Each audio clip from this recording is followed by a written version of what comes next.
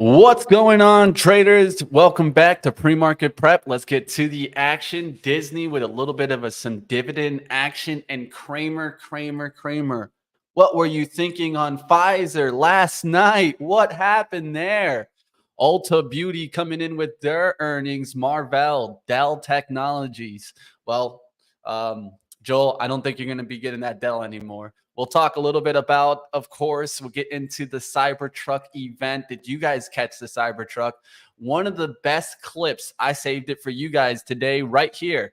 We'll get into Baba, and we got David Trainer, founder and CEO of New Constructs. Let's get pre-market started. It's time to rise and shine, team.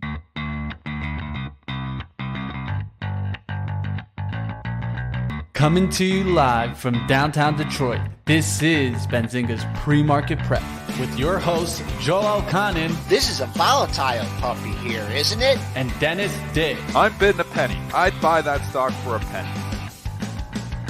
With everything you need to start your trading day.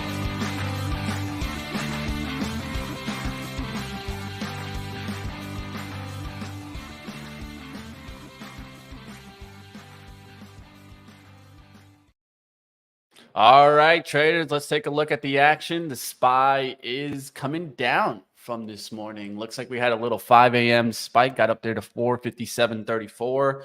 But man, we'll talk about the rampant close of yesterday. That was definitely interesting. Let's take a look. The Qs are pretty much doing the same thing. A little spike at 5, still coming down. Yesterday, definitely a pullback day in some technology. We'll get into that action. Let's take a look there at oil. Oil was battling. It was starting to make a move up, and then the Oxy news hit. That definitely felt like it turned things around. We'll talk a little bit about that. Gold pulling back. Silver doing the same, guys. So we'll get into that action. Let's go ahead. Let's just bring on Dennis Dick. Let's get to the market. Of course, yesterday, as we were getting into the close, we saw a little, just a little bit of a rally. And I think it was a little bit of a sneaky one, because I don't think that many people were paying attention to it, at least like I was. I was focusing on Tesla, because that was right when the Cybertruck event was going on. And boy, did we have a little bit of a rip up there in the SPY, the Qs towards the close. What do you see, Dennis? Can you show it? Maybe zoom in on the chart just to the close from yesterday, because it was an incredible ramp. Mitch is going to zoom in here for us to that end of the day. Again, there it is. I think that's it right there. That's a 5-minute chart here. Yeah, so literally in 20 minutes, we went from 454 on the SPY to almost 457. So we rallied 25 S&P handles in the last 20 minutes. This is your classic end of the month window dressing. November 30th, end of the month. Money managers it was a great month for stocks, and they wanted these stocks on their portfolios. They wanted to show, and they bought the hell out of the S&P. Microsoft rallied from 376 to 378.5 in the last 10 minutes. So is all your mega caps, all the stocks that maybe they didn't have on their books that they wanted to have on the books. They just bought these stocks relentlessly in the last 20 minutes. So huge end of the month rally. Typically, historically, the end of the month window dressing rallies don't hold. So it's an automatic fade for me. I actually sold the close on the S&P. Sold the close. Leaning short here today. You know, I trade hedged. I'm actually short here overall today, just because it's such a classic run up. It felt like it was going to get faded. It is already getting faded. A little bit concerning overnight, but obviously, you know, that has the rally has faded now. 5 a.m. traders seem to always get it wrong. So it feels more right now. I feel like we're going to have a rougher day for stocks here. And if we really look at what was happening before that, yesterday, we had a lot of weakness in the mega cap tech. You know, NVIDIA was down significantly. Microsoft was down significantly. We had a lot of weakness. A lot of these stocks closed okay because of the last 20 minutes, but that last 20 minutes hit a lot of problems yesterday. We were really getting into profit taking yesterday and a lot of big guns there. So if we didn't have that last 20 minutes, it would have been a pretty ugly day for the markets, but it wasn't. I mean, at the one point in time, QQQs was down significantly at 330. And then obviously we ramped up from 386 to 388.5, which made the day not look so bad, getting back over 2/3 of the losses from the day in the last 20 minutes. But I think when you lift under the hood, it was definitely some problems yesterday. Yeah, I went after it with Success. I was in already from the day prior. So I rode that up and took the profits. And I feel like, one of the things with this move is that, yeah, we're going to get some pullback, but do I expect like let's say like a 2 or 3 week long pullback? No, I think it's going to be a quick one because I think that, of course, you got some buy the dip mentality out there. I think a lot of people are looking for opportunities, especially to maybe get in some of those big boys. Let's get to Pfizer. Definitely interesting stock movement there. Guys, this was moving up in the after hours, and all of a sudden, boom, goes the dynamite. They come in with this news this morning. Pfizer said that it would stop developing twice daily version of its experimental weight loss pill after obese patients taking the drug lost weight but had trouble tolerating the drug.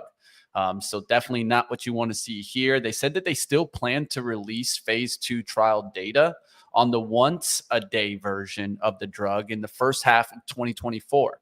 So this will inform their path moving forward, if they will continue doing it or not.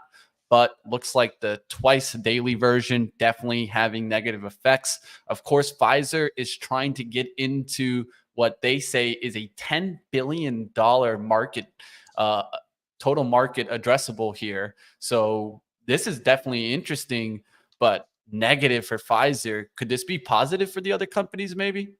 No, the other companies don't care at all. I mean, Pfizer is late to the party on everything. Just the mismanagement here since the COVID. Obviously, they were all over COVID, and it's just, been a lot of problems ever since. I was watching Mad Money last night. I know Spinner is bringing it up. A lot of people, Tuttle was bringing it up here this morning. He has impeccable timing, I tell you, Jim Cramer. So last night on Jim Cramer, they get a caller, and the caller says, "What do you think of Pfizer?" And he's like, "You know what?" He's like, "I'm just going to say it here right now. Pfizer has bottomed." That last night on CNBC. And that's why you see that little green candle, Yep. Mitch, that little green That's candle. that little pop. That's the Kramer pop now. Buying it up because Pfizer, and it went up 20 cents on that, on Jim Cramer last night. Jim Cramer has been moved something, but he was very convicted when he said, Let me guess, I think Dennis. Pfizer has bottomed. He ran over to the button and was just like, He didn't say buy. He said it was weird. He said, "I think it has bottomed," but then he said, "Don't buy." So I don't know what, that was weird that he said don't buy. But he said it, completely said it. Pfizer has bottomed. Yeah. I mean, the guy just has the worst luck. I mean, what is the odds of that? He comes out, he has been not talking bullish on Pfizer. And the day that he comes out, the very, very, very next day, it comes out with about the worst news you could get. The weight loss drugs is what's driving everything. They say their weight loss drug is no good. I mean, they're going to slam the stock down on that. That is bad luck. So honestly, it may be not a bad call. Maybe, I'm still long Pfizer, my very long-term account. Been long for a very long time. It's been a dog of all dogs. It may not be a bad call down here at 5.61% yield for the long term, but just impeccable timing by Jim Cramer. That's unbelievable. Yeah, I'm sure this morning, and just like a lot of places, he was just like a few moments later. It definitely hit him with this. And Pfizer, where are the levels where it stops the leak, Dennis? It's hard. It's hard because technically I'm looking at this and I'm like, well, where do I get this? Right. I mean, I do see some support over here, but is support? I mean, it's been on a what? This is now what? I think there's only one slight green month there, but it's like a whole year. It's been downside. coupled in with the COVID stocks, and it's like, we are punishing the COVID stocks, some of them down to zero, I believe, in the case of Novavax. I do believe eventually Novavax is a zero. I don't know what, when that is, or maybe I should say bankrupt, because apparently bankrupt companies don't ever go to zero. They just there's a difference nowadays. But I do believe, and I've said that for a long time. I mean, it's $5. I'm not shorting the thing down here, and it's going to have these short squeezes, and there is high short interest in it. That's all possible there. But Moderna, is trading 77. I mean, they've just punished these stocks down so significantly here. BNTX, obviously the one with Pfizer. And then Pfizer just relentlessly punished down to a valuation, which is starting to become attractive. But again, they're getting very little revenue now from those COVID shots. So, I mean, things have changed, and that's where I messed up. I had Pfizer. I was long Pfizer for $14. I added to the position. I guess never add to a winner. I added to it up at like 46, which was a year and a half ago, I think. terrible ad, and the stock's down here at 29, and I'm probably almost at break even here now on my long-term Pfizer position. But it's been an absolute dog. But if you've got a 10-year time horizon and you're buying Pfizer at 30, this is now 6 or 7 year lows here for Pfizer. I think you're probably happy if you have that time horizon. But as a trade, man, it's just been tough going for Pfizer bulls. Disney declaring a dividend here of 30 cents after the move of a 3-year hiatus. I've been wondering if Disney would come right back down. It has come down a little bit since the kind of the push, but there's some gaps here that it keeps holding. Can Disney hang on here? So I read the press release very, very, very, very, very closely because everybody's talking about Disney reinstating the dividend. I saw nothing, unless something, I haven't looked at it this morning, so maybe they come out with more news or not. But everybody is stating that the 30-cent dividend reinstated. I have not seen anything about a reinstatement here.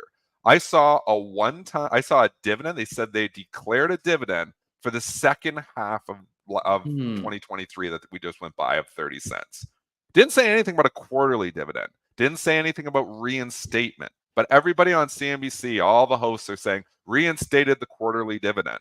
That's not in the PR. So I think it popped. And I think people are starting to realize that, hey, was this just a one-time dividend? Was this just a 30 cents for the back half of 2023, which it clearly says in that? Are we jumping to conclusions that that they have reinstated the quarterly dividend? I don't know, but I did not see that they have that dividend. Spile Bar saying Disney had never had a quarterly dividend. That is incorrect. Disney had a quarterly dividend for a very long time.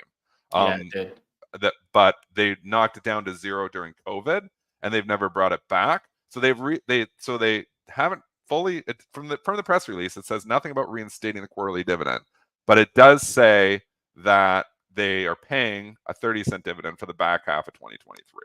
So they are giving a dividend. I don't know if it's quarterly or not, so I wonder if we're jumping to conclusions about the reinstatement. And I wonder that it's now given back the $1 gain that it enjoyed last night. If it isn't shareholders questioning, is it reinstated or isn't reinstated?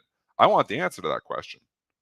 That's a good question. Dennis Dick taking a look inside the report there, and who knows? Maybe they even got it wrong on CNBC. We'll find out, of course. File is saying it was a half-year dividend, that they always gave it every half year. I don't think that was the case. Can we go to the pro? Mitch, yeah, I can at least show you. Let's go to the pro. Mitch will go into the pro. Show us. Show us what you're doing. Go and show us the pro. It's a good opportunity to advertise the pro. We never advertise it that much. I mean, this is the product that keeps us in business, folks. So if you can subscribe to the pro, it keeps the show going. This is what, keeps us going here, is the pro. So let's see if there was there quarterly dividends?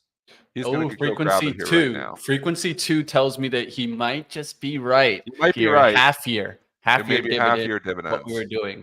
So you can see it here too, right? December 7th and July 6th, December 8th, July 6th. So yeah, 2 times a year, Dennis. Good call. We learn something every day. Spielbar, I apologize. Good call. That's what it's about. A half-year dividend. That's weird because there's so many.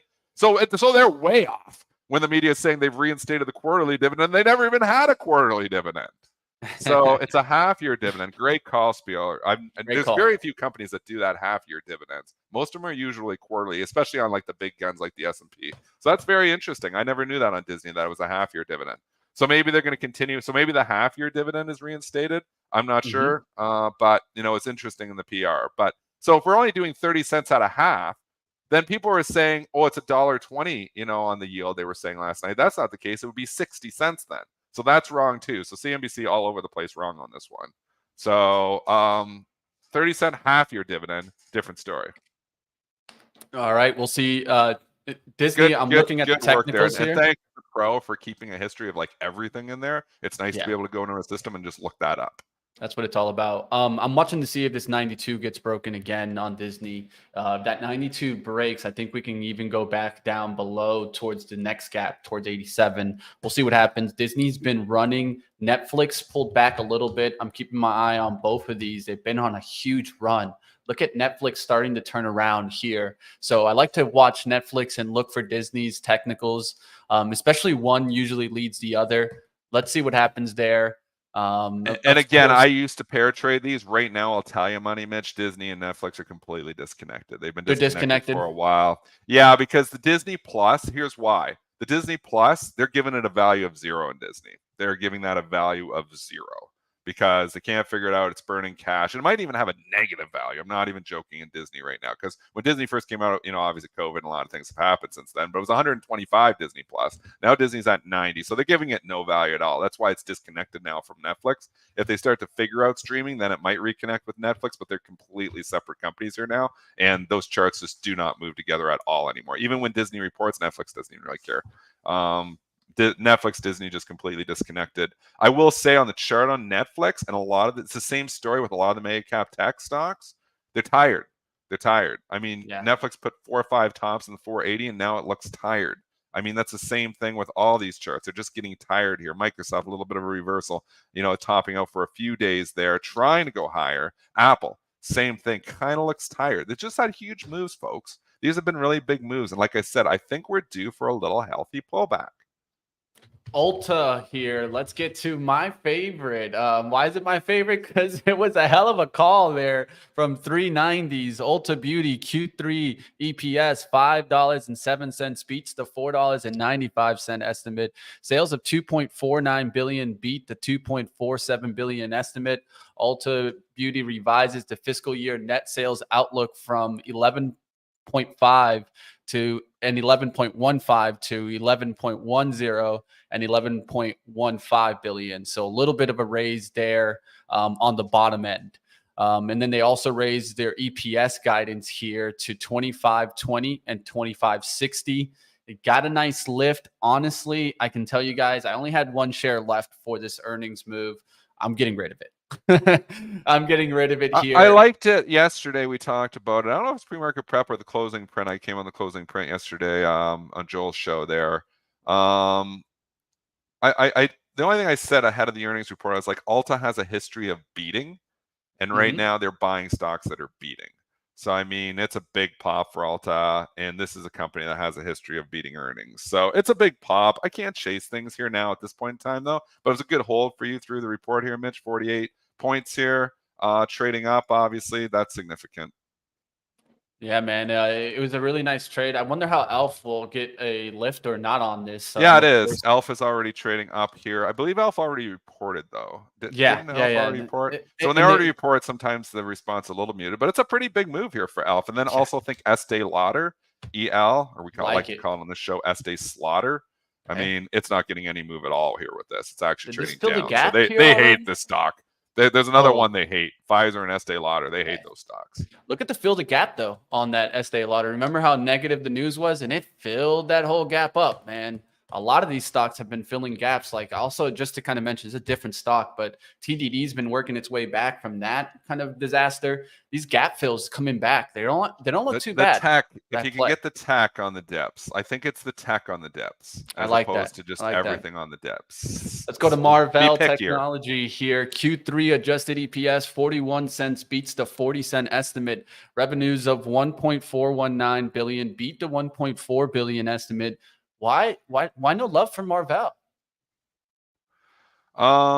It's funny. This actually went the exact opposite. So the algos got really messed up on this. Well, no, they did sell it. They sell them all, but then it ripped higher.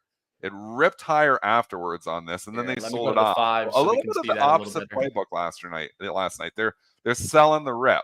I think Marvell down near 50 probably finds some love. You're 53. I think you're early, maybe, if you're just coming in and buying this dip. I just don't feel like today is the day to go bargain basement shopping. We just got past a November 30th window dressing event.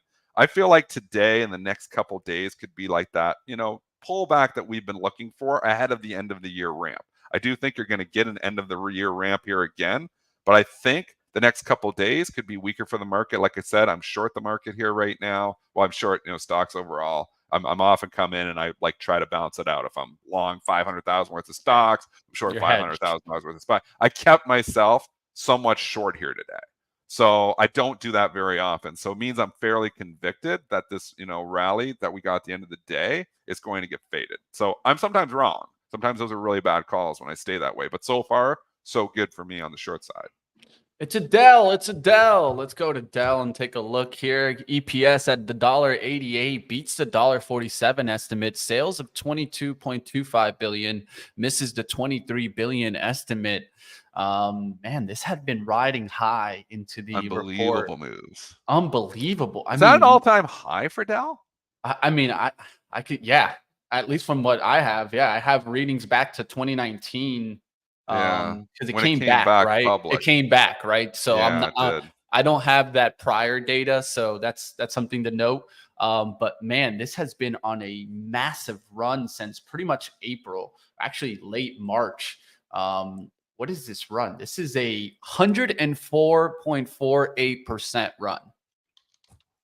That's from when? That's from March 13th, the 23rd. So That's when in it 7 bottomed. months. Yeah. Man, 108%. Run so far now. It's like you get this pullback here and you're like, this is the opportunity. And you know, the trend is your friend. The trend is still up. So the probably buyers come in the 70 area. It's a logical area for them to come in. But just giving that perspective when you're looking at that, like all these stocks, you know, like you get these little dips and you're like, oh, you know, this is the pullback we wanted. But I mean, you are buying something that has really run this year. Stocks up 100% from March. I mean, I can't chase them up here. Even though you're buying a dip here today, it still kind of feels like you're chasing it. Yeah, and I just think the consumer, everyone telling us that it's slowing down. The Fed has been telling us also they see things slowing down. I don't like Dell next. I think we're going to slow down next year. I keep saying that. But again, it's not the time. Today, a couple days, be short stocks, but I'm not going to be shorting into the end of the year ramp because you get November 30th happen at you, that last week of Christmas, and you get run over. The date of short stocks is going to be January 1. I think the tech stocks too, not the IWM that's beating up. Yeah. I think the data short tech stocks is going to be January 1st. That's going to be the money that I think we're going to start to make. And it may not happen. Last year, I think it took a day. So, I mean, but I think if you're positioning yourself, I think January sets up bad for tech, but I think December sets up well. So I'm still looking for dips as trading opportunities. Dell's probably not a bad idea on the dip, but again, just run a long ways. Give a perspective, folks. Money Mitch giving you a good perspective here with a 100% move this year. Path. Let's go to UniPath, a Kathy Wood and ARK favorite. And it's been hot. I mean, take a look at the daily chart. Has been pretty hot since November. Q3 adjusted EPS 12 cents, beating the 7-cent estimate. Sales of 325.92 million, beat the 315.55 million estimate. A UniPath getting the path higher. Haha. I mean, this stock back in 2021 was $90. So it's been an epic disaster. It's a Kathy Wood darling. People who are asking, I had multiple people asking, why is ARK trading up 1% this morning? Why is ARK up with the market beat up so much? Because she's got like 7% of her money in Path. So if you think about, I think it's 6 or 7% of ARKK is PATH. So if it's up 16%, you do the quick math. If it's like 7%, that means that's a 1% move in ARKK. So literally they're pricing that in almost perfectly, the risk arbs. So it's all Path. UI Path is why ARKK is trading significantly higher here this morning. That being said, I mean, the stock is trying to break out. I mean, it's been destroyed. So give a perspective the other way. I mean, here's a stock that's 90 down to, you know, $10 or $9 to $10, I guess, in October. It's come back to 22. You're getting into an area where there's a lot of air because we went down so quickly in 2022 through these areas. So I don't know if I can necessarily just come in here and say it's an automatic short. I don't know if I'm investing in it either, just because it seems like Kathy's a touch of death as well. And a lot of her companies just aren't as good as she thinks they are. Yeah, the technically wise, of course, you could just look for the pre-market high to get taken out. I would like to see a attempt take out of the 22 and then recovery if I'm a bull on this stock. But of course, realize how much this is run already. Could always pull back here. I think this is kind of more if you see it still being a risk on environment, you still see Kathy up early in the day, then that can maybe look at Path. But nice little lift here on their earnings. Hard to chase. It's hard to chase. And you know what? It's pretty hot. So Nick Shaheen, who is, you know, obviously a guest we had on this show for a very long time, he'd always say, too high to chase, too hot to short. I like that saying. I think about that with Nick a lot of times. That you know, applies to this stock in my opinion. So it's a no touch for me. The most hated stock in China, at least I feel like it is. It's our most hated stock in the world. It seems like it. Morgan Stanley downgrading Alibaba holding to equal weight and lowering price target to 90. Just the other day, Dennis, I had multiple people asking me, like I want to go after Baba, like giving me like, yeah, I want to dip by this. And I'm like, sometimes, I mean, you just have to see relative performance to the others. And if I'm buying one, I'm buying PDD. They just love that stock. Yeah. Compared to Baba, look at this. This is almost halfway back. Yeah. Where The Baba PDD is became the just like, darling. it's just like thrown in the trash and forgotten. Yeah. I sold it after the Ant IPO. So I had this in the long-term portfolio. I'd originally bought it, I think, at about $110. And I sold it up at, I think, $280 after the failed Ant IPO. And I was concerned. I booked it, and I had to pay some big tax on that. So it was like a real, sometimes I don't like selling stuff out of my long-term portfolio because I got to pay some tax on it. Most of that doesn't apply to me anymore because I have most of my long-term stuff in my RSP now. Which was probably, just a better way maybe to do because you don't have to pay the tax. But at the end, you have to pay the tax. So we talk about that later. But Alibaba, I sold that, and then I sold the rest of it. So I held half. So I sold half up at like 280, I think, which was a really good sale in hindsight.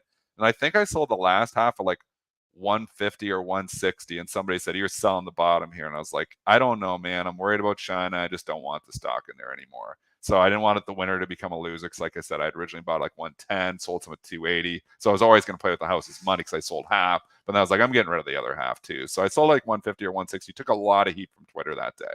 Like everybody coming out and saying, here's the bottom, buy Baba now because I've sold it. It's 73 here now. So very glad that I sold my Alibaba. I don't know what turns this story around. I mean, it hasn't turned around with a very good year for tech. I mean, here's the stock sitting at a 52-week low. I'm just not sure what turns this story around. So I'm not bottom fishing in it either, even though valuation seems ridiculously attractive. I mean, it's been one of the biggest value traps out there. I mean, what's the PE on this thing? It's low. I mean, I think it's like 11, maybe less than that. I'm going to look right now. Trusty Benzinga Pro, I look think at it's the details. less. Let's see. PE is 8 on a forward basis. It's 8. I mean, this stock is dirt cheap, but it just keeps getting cheaper. So I don't know what to say. Part of me wants to say, man, this is an opportunity that, this is going to eventually turn around and people are going to start, liking this. But why such a value trap? Is there something else going on? Is it, what happened with Jack Ma? I just don't know anymore with Alibaba. So I don't understand, how some of these stocks, go to these ridiculously low PEs, but they do. People don't care much about PE. They care more about story. And the Alibaba story is ice cold. Dennis, is it the debt here? Because I don't know if we have it correct, but at least from what I'm seeing here on Pro, I'm seeing 158 billion in debt for Baba. But when I go retailer, to PDD, Mitch, so these carry a lot of debt. Like if you yeah, look but up when I Amazon, go to PDD, right, wouldn't that be similar? And it's only at 1.6 billion in debt. Just stating from like what I'm seeing. Yeah, no, it's a off good the catch. Yeah, there. you're right, Mitch. That's And a then good I'm catch. only actually. seeing 1 billion in debt for PDD. So no concerns about what else debt are they carrying in there? Is it? I'm trying to think what that long-term debt. You're right, because I even look at Amazon. You're right. That is a lot of debt in there. 158 That's a lot billion. of debt. I don't understand If that's that. right, So, maybe the chat knows. I don't follow the fundamentals of this company closely enough to know why they have so carrying something so to much look debt. into, especially if you're a Yeah, Baba that's investor. interesting. It's a good catch. We'll have to get back. I'll research that, why they carry so much debt. There's obviously a reason. Yeah, definitely, and it's something They have definitely like a financial catch arm. out. Because sometimes when you get those financial arms, they carry a lot of debt. I mean, finance companies have to. Does Baba carry a financial? Like, are they financing some of their own inventory and stuff? I'm just asking out loud to the chat. I don't know, but I'm wondering if it isn't something with financing. 158 billion, but that's a crazy amount of debt.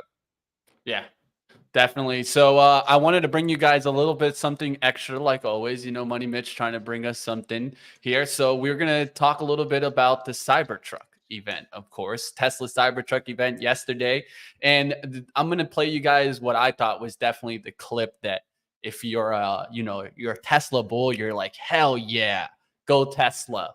So of course, Tesla's CyberTruck event was yesterday.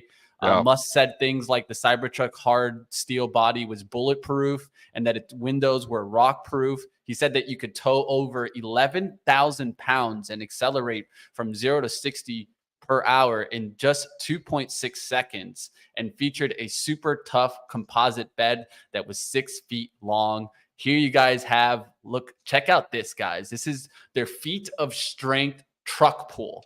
So essentially like towing capacity for an electric vehicle, right? Dennis, you talk about this all the time with the Ford F-150 Yeah, it Lightning. was a concern for me why I didn't buy the Lightning. I wanted to buy the Lightning, and then I read that, that issue just before you show the video, just to give the background. And I read, some reports that the Lightning's towing capacity just drops so dramatically. The battery, like when you're towing, and I'm towing stuff all the time. I got boats, trailers, buying stuff.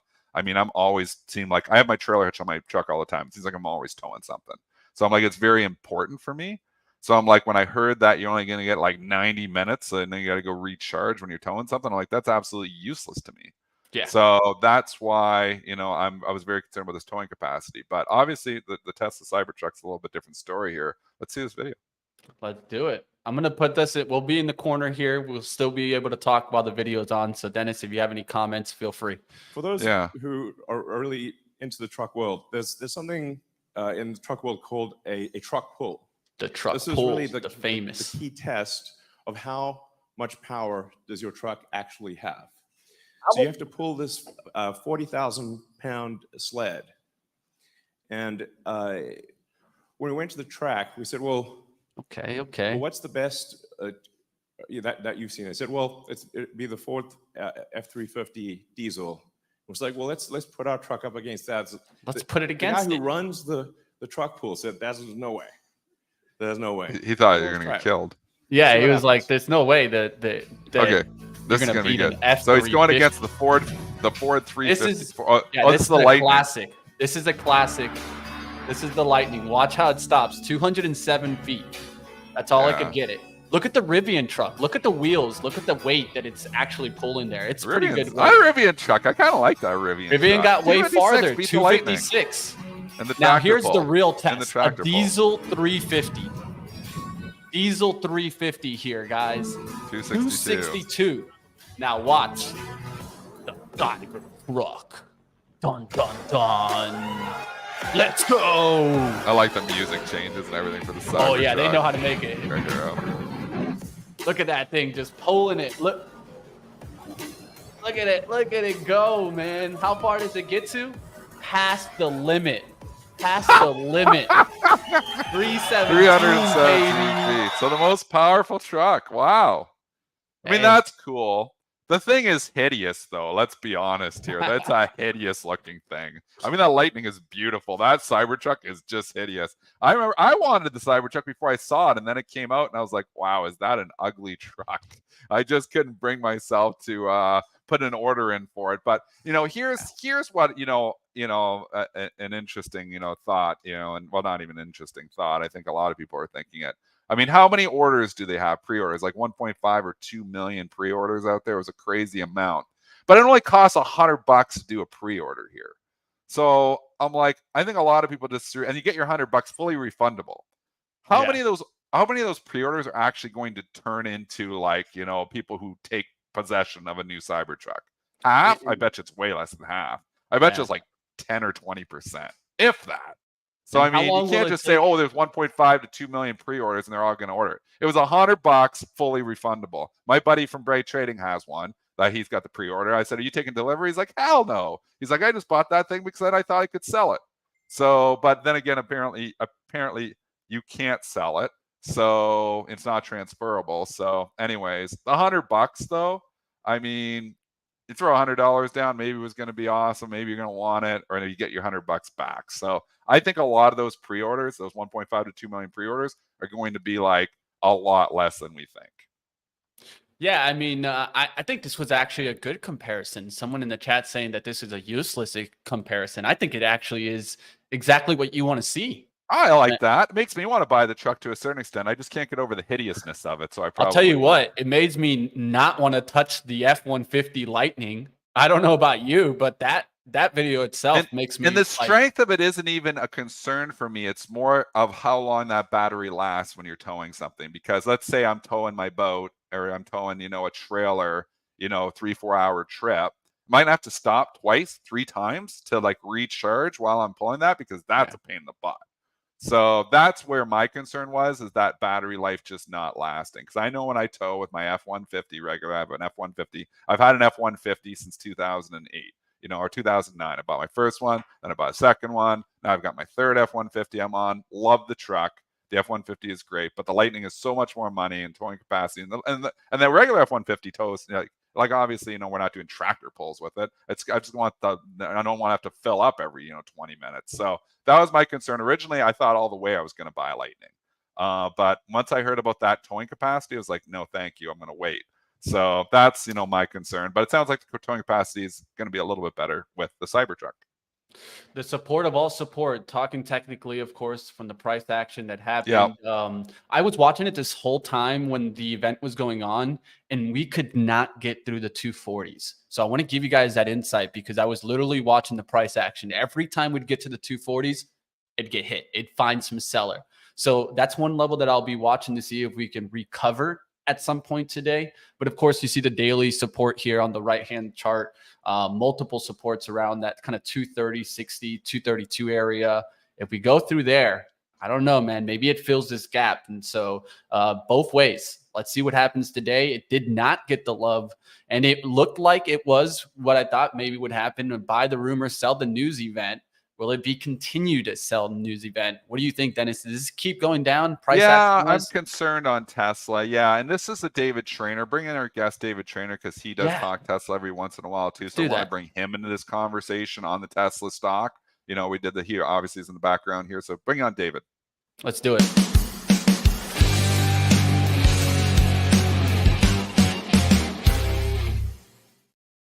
David Trainer, founder and CEO of New Constructs. It's good to have you, David. Of course, you probably watched our lovely Tesla video dragging some kind of trailer there and really competing against Ford there. 2 Ford trucks that it beat. Recent price action. How do you see Tesla, David? Yeah, look, I think the CyberTruck, I have to agree with Dennis. I mean, it is hideous. And you don't want to go to Mars? You don't want to go to Mars, man? It looks like it should go to Mars in that thing. Yeah, I think those I are the mean, future Mars. Mars has been a distraction from the struggles in the Tesla business for like 5 or 6 years. I mean, I remember he used to miss production goals and say, "Oh yeah, but we're going to Mars," and it's like, yeah, don't pay attention to what this hand is doing. Just look at this hand, right? I mean, that's kind of, and CyberTruck just feels like another one of those. I also agree with Dennis. A lot of those pre-orders may not be actually filled. I just don't know if the underlying utility of that truck is as good as what it's hyped up to be. I just don't know how many people want to spend over $100,000 for a gimmick. There was a tweet from Gene Munster, who we also follow too, and he follows his company very closely. And I just found it interesting as well, trying to just refine that tweet here right now. But Gene said last night, my sense is, this is from Gene Munster, who we've had on the show lots of times. My sense is by the end of 2025, pricing will come down by 25%. This is talk for the Cybertruck, as production efficiency improves. At that point, sales should start to ramp. That means the first big year for Cybertruck will likely be 2026. So, I mean, you're looking out, almost 3 years before you're going to get a real earnings boost here from the Cybertruck. And that's from Gene Munster, who, is often very bullish. So with his forecast there. So, I mean, you're looking at it here. It doesn't feel like the Cybertruck is coming to save this stock anytime soon after listening to Gene Munster. We got the little, pre-event pop, which you usually do. And now you get the after, math, where it often sells off after this event here. David, you follow this company. Talk the fundamental story here. I mean, obviously, the multiple here has been extreme for a very long time. A lot of people believe things like the Cybertruck are going to allow Tesla to grow into that multiple. Talk just, the fundamentals, about Tesla, the business, not just the Cybertruck. Yeah, it's look, even Musk has said the Cybertruck won't be free cash flow positive for several years, right? And I have a hard time believing that it's going to do even what Gene Munster says. And you're right, he is like the most, among the most bullish folks out there on Tesla. And frankly, as someone who focuses on the fundamentals, I continue to just be bewildered by how positive people can be. I think this is because we live in a time where people want to believe that there's some magic man out there who can solve all of our problems so that we don't really need to worry. I think that's just, Musk is just filling that role. like that he's just going to magically fix things and he's going to be the best person on earth for the environment and all this just ridiculousness, because people honestly are just too lazy to recognize that there's real problems out there that no one person can fix. And that's sort of what I see when I look at the fundamentals of Tesla and I see just how limited the profitability is. Yes, they did get to some marginal level of profitability. It's way worse when you take out those regulatory credits, which everyone believes are not sustainable. And then when you look at the valuation, it implies that Tesla is going to own something like 70 to 80% of the entire electric vehicle market. Okay, I'll say that again. The stock price implies that Tesla will own 70 to 80% of the entire electric vehicle market. That's what they got to do to justify the price. So when you say, the multiple's high and the CyberTruck is going to help fill the gap, I say, no way. It's not even close. And it's been like this for a while. This is one of the original meme stocks. And look, Musk is the master of hype. He is the modern day snake oil salesman, right? With a bigger microphone than anyone has ever had in the history of the world. He's good at using it. I mean, just look at what he did in that interview the other day with Andrew. Did you watch that interview, David? What were your thoughts in that interview? I was like, people respect when he's dropping this guy. F words on CNBC. What are your thoughts? I was dumbfounded. I was like, this is people what? Like, and I think the crazier he acts, it's like a cult. The crazier he acts, the more they have to be behind him. Because they're in so deep they can't bail out now. That's so true. The more that he just is like, oh wow, there's like, oh, he just must be a genius. I'm like, no, this guy's not a good dude. Right. I have a big question on that. And of course, you guys see the chart here. Will we ever get back towards that 400? Do you think we ever get back there, David? I mean, that's pretty long ways away now. I mean, look, with this stock, you never know, right? I mean, there's a good point there too. I think we should take that. With this stock, you never do know, because this stock is such a storied stock. And you're right, like what they were saying about the meme, the original meme stock. I mean, this was the original social media darling. Before GameStop, before AMC, it was Tesla was the driver. Like in social media, everyone talked about this stock. So, I mean, it has always got that premium because it is the social media darling. The Cathie Wood, it made Cathie Wood. I mean, without Tesla, Cathie Wood is a big nobody. I mean, Tesla it made her. I think Tesla made a lot of investors, and that's why they're so dedicated. But I also think the bigger sort of the hype, the harder it can potentially fall. So when the bloom comes off the rose, I think this one could be a real sinker. And it feels like Musk is sort of tumbling toward that in eventuality as he sort of gets more and more eccentric and unhinged. I want to make a really good point though about that. He's always kind of been eccentric and unhinged though. So to Mitch's point, that probably helps his sales, because there's so many that love that he tells the major media to go F themselves. He loves, that he tells the advertiser to go F themselves. There's a lot of like the antagonists right now. I was in shock by it. I'm sitting there, I'm like, holy, I've never heard a public CEO go on to a business network like CNBC and tell advertisers to go F themselves. This is just a whole nother level. Anybody gets fired for that immediately. But I mean, he's the CEO, and this is how he runs his company. Yeah. And a lot of people really applauded it. So it was mixed reviews. Some people were in shock like me, and a lot of people thought, no, this is going to actually drive, his stock higher here, because the people on social media love it. Well, I think they're all in. They got to love it. They don't have a choice. Either they have to recognize that the guy is probably a little bit crazy and really full of himself, and that they really shouldn't be trusting their money with him, or they just got to go deeper in. And that's what he's doing. The more eccentric he gets, the more he's drawing the cult followers deeper in. Because again, either you got to quit it or you got to love it. And I think he's just, he keeps drawing them more deeply in by doing more and more ridiculous things. Let's go to the next love stock. Of course, it ran into earnings and beat the earnings. I mean, some could say it kicked it out of the water, but ever since the action since then, been coming down. NVIDIA, of course. How do you feel on this stock? Of course, how do you view the earnings? We've seen the price action, of course. That's telling, but what do you see in NVIDIA, David?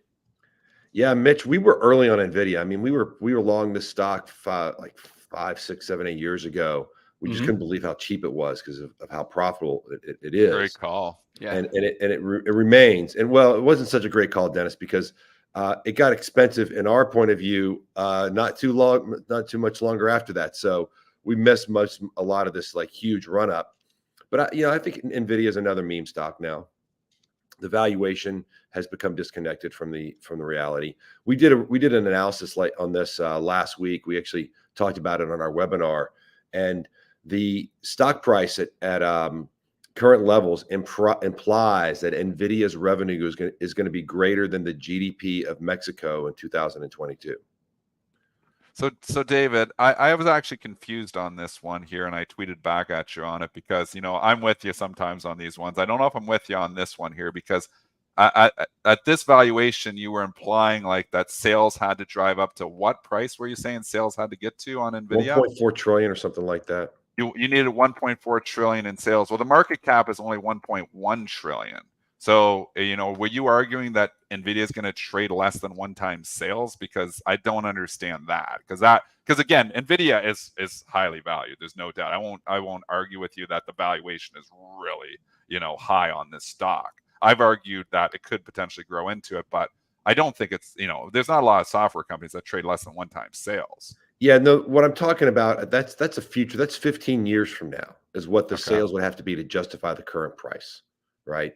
And so if it stayed at the current level and it still got to those revenues, you're right. It would potentially look cheaper, but we're still talking. I don't know. It's a ridiculous level. I think your point just being that the revenue, and I mean this stock is, if we look, the market has 1.1 trillion, and the revenue is sitting down there in the billions, and it's only $18 billion. I mean, you look at this and say, or no, sorry, it's more than that, 18 billion per quarter. So it's 70 or 80 billion dollars. So, it's trading 12 or 13 times revenue. It's expensive when you look at it on that basis. The one thing it's got going for it, its margins right now are just huge. And those margins are going to come in. I think it was 74% last quarter. So, I mean, that's why this PE, somewhat doesn't look that bad. The forward PE is talking about 26 now.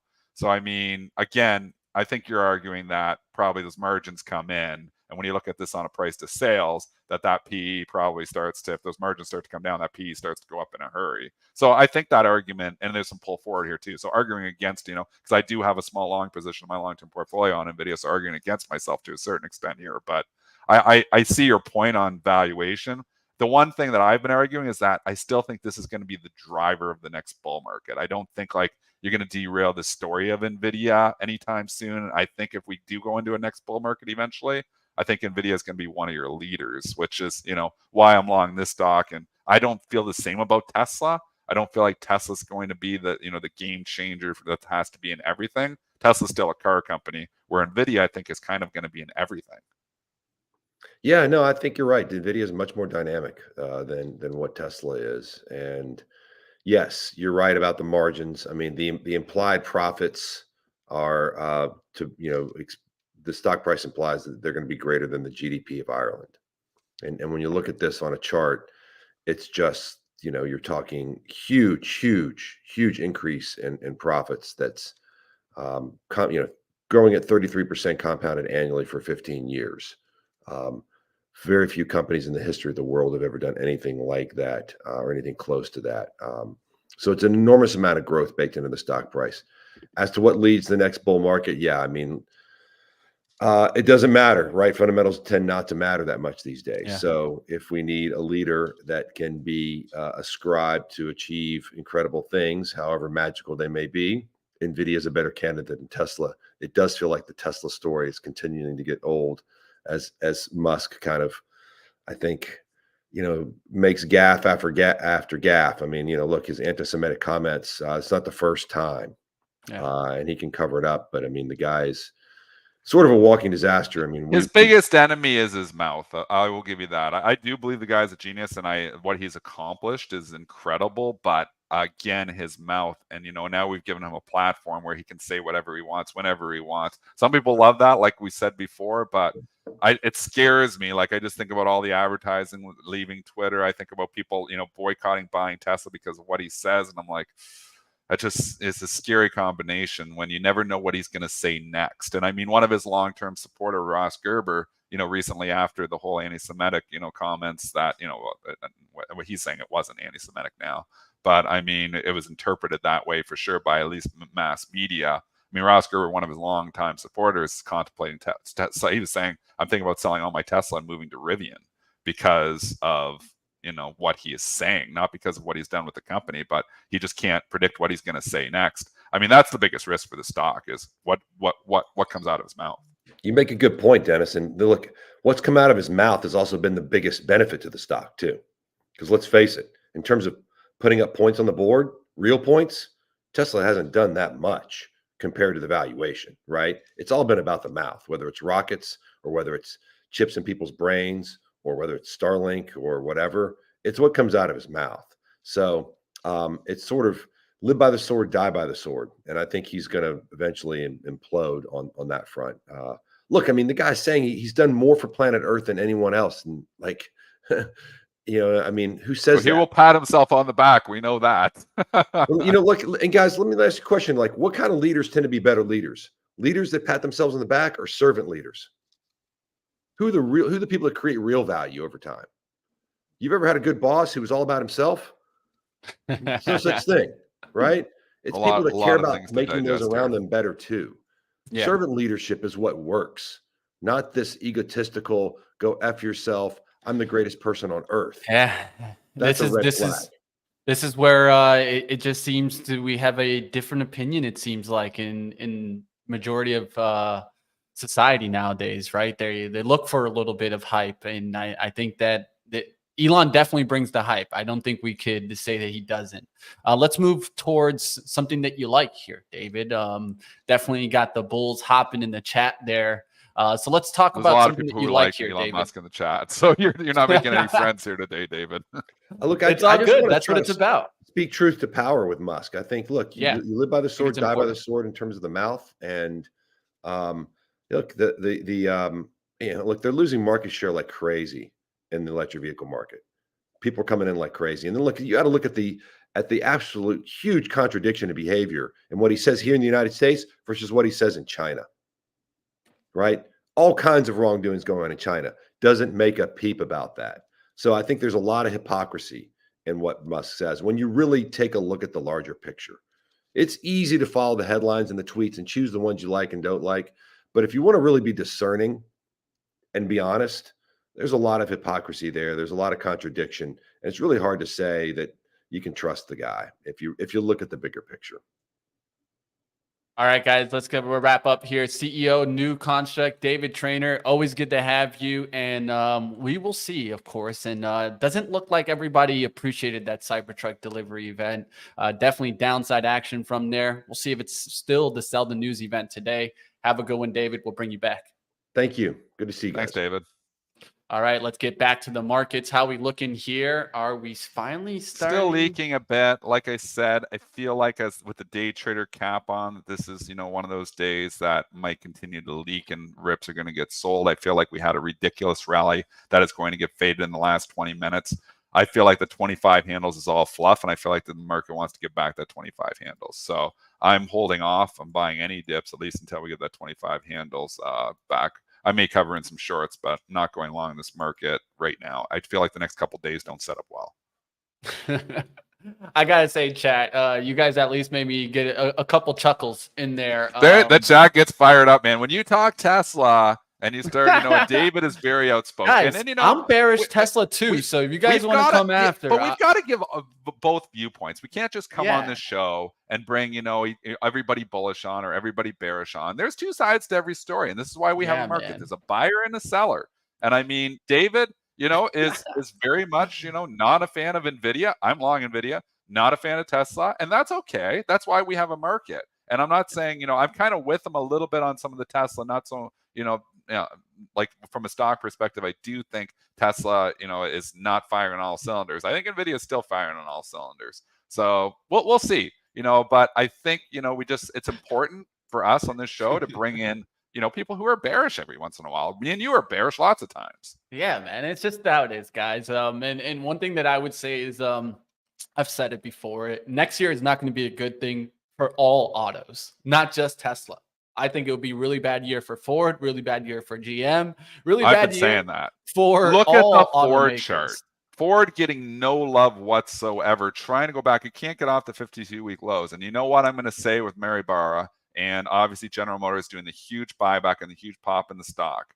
It better not lose. General Motors better not lose that 31.42 low from 2 days ago, because then it That starts looks to like a leak. short. And I mean, they just literally put everything out there to try to like calm investors' concerns, elevate the stock, doing one of the biggest buybacks in the company's history there. I mean, they're talking about taking, I forget what it is, like a huge chunk of the float down.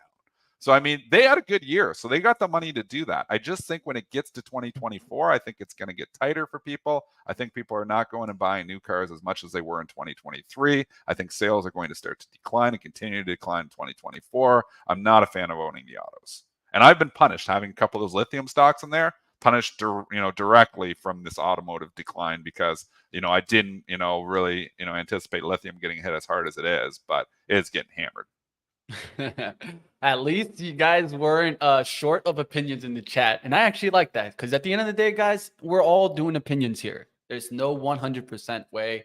If it was, I think we'd all be just doing that one way. Let's wrap it up here. Of course, let's get back to the overall market. What do you think will be driving the bus today, Dennis? And what will we be focusing on? Do you like maybe the energy trade still? What you thought of that Oxy news to come in the middle of the day? And can Warren hang on to his Oxy? Okay, so let the chat know what the news is first of all. Yeah, Here, I got Mitch, you. just so. Yeah. I'll pull it up here. I just didn't want to. I wanted to pull it up as you kind of gave some technicals there, but I'll pull it up here to kind of deliver it, of course. And this was all based on a Wall Street Journal report that Occidental Petroleum is in talks to buy Crown Rock in more than a $10 billion deal, according to sources. What do you think about this deal, Dennis?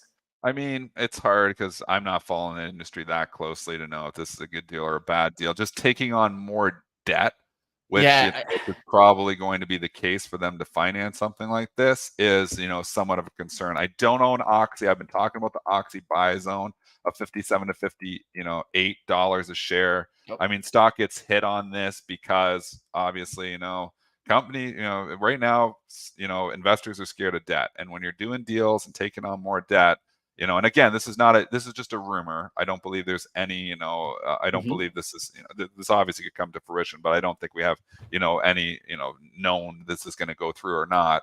But, talking about a potentially very big deal here for Oxy, $52 billion company. They already have $18 billion in debt.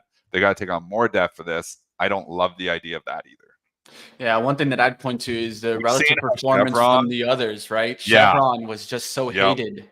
It has been hated since the deal, and it can't get some love because, again, financing it's obviously a lot of stock deal, but financing with some debt on some of these deals, ExxonMobil, PXD, I mean, the stocks have not stopped going down, ExxonMobil and Chevron, since then. So Oxy must think that they want to participate in this, but we can see from a shareholder perspective, I think you don't want this deal, at least in the short term. All right, let's get back to the action. Of course, we're going to wrap it up here. It's 8:58, team. We're going to get you guys over to the market open right now. Of course, there's a lot of stocks that came in this morning. The Pfizer news was definitely negative. Ulta Beauty, I think one of the positives out of there here. Will you be looking at maybe some retail trade throughout this just to kind of... No, I'm a seller of the rip here today. So if we get any bounces here, and I think we haven't really sold off much here yet. So I think overnight rip was a gift. I think we've got some weight here. I think we've got some nervous Nellies out here. I think that it just sets up, you see this end of the month window dressing, you get these ramps. From a quantitative perspective, usually on a percentages basis, these are usually fades. So I'm just going with the odds. We talk about stock odds and Rob Friesen and all that. I mean, I'm going with the odds here. You see this end of the month window dressing. They're usually more selling opportunities than buying opportunities. So that's how I'm playing it. I'm short some stocks.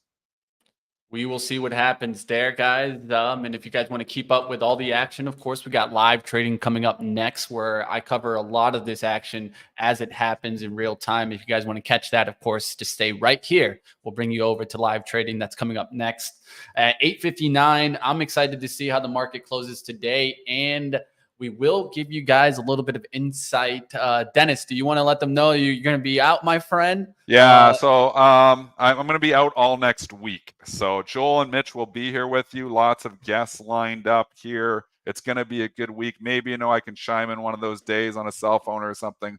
But I'm out next week here. So I don't take very many weeks off from the market. It's been almost 3 years since I've taken a week off from the market here. But I need some relax and refresh and, get, my head back in the game here for going into this year end. So I'm actually gonna, take next week off. Yeah, I love the chat. At least giving you some love, my friend. And yeah, don't worry, guys. I too got deer in headlights. What? No Dennis? Oh man. I have not taken a vacation, like a full week off from the market since pre-COVID. When the last time I did that, the COVID crisis happened. That was the kickoff when I went to Jamaica, and then COVID happened. Jamaica. I still remember the Jamaica trip, man. Yeah, man. Yeah, I mean, you had some fun. You were calling it. You just were a little bit. I was scared going on that planning. trip. I almost canceled it because I was like, I don't want to get down there and don't get home. And this was the end of January, and obviously, it didn't materialize till March. So, I was a little bit ahead of it, but I was worried about COVID. That. And I talked about this. I don't know if I want to go on this Jamaica trip. I was saying because I'm concerned I'm going to get on a flight and not get home. And I mean, that could have happened. So, So anyways, enjoy the markets without me. You'll have a lot less liquidity next week, so I won't be helping you out on that front. So hopefully keep the markets alive here, folks.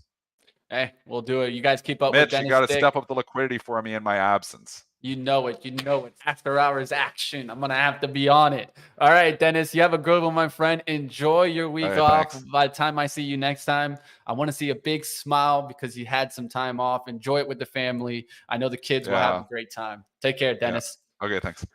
All right, guys, we're going to bring you over to live trading. That's coming up next. I hope you guys enjoy the action right here, of course, on Pre-Market Prep. We always got more for you guys. And don't forget, like always, guys, this is for educational purposes only, not to be used as investment advice. And opinions do not represent those of Benzinga.